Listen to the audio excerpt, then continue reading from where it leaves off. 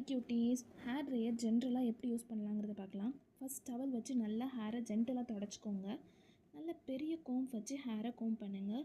சிக்கலாமல் எடுத்துகிட்டு heat production spray apply பண்ணுங்கள். Heat production use பண்ணாமல் ட்ரையர் யூஸ் பண்ணாதீங்க, ஹேர் டேமேஜ் ஆகிடும். ஹீட் செட்டிங் இருக்கும், லோ ஹீட் செலக்ட் பண்ணுங்கள். மேக்ஸிமம் ஃபிலிப்ஸில் தெர்மோ ப்ராடக்ட் செட்டிங் இருக்கும். அது எதுக்கு அப்படின்னா ஹேர் டேமேஜ் ஆகக்கூடாதுன்னு வச்சுருக்காங்க. தெர்மோ ப்ராடக்ட்டில் வச்சுட்டு ஹேர் ட்ரை பண்ண ஸ்டார்ட் பண்ணுங்கள். 6 இன்ச்சஸ் தள்ளி வச்சுக்கோங்க, கான்ஸ்டண்ட்டாக ஒரே ப்ளேஸில் வைக்கக்கூடாது. கூல் செட்டிங் இருக்கும், அதை செலக்ட் பண்ணிவிட்டு ட்ரை பண்ணுங்கள் ஹேரை.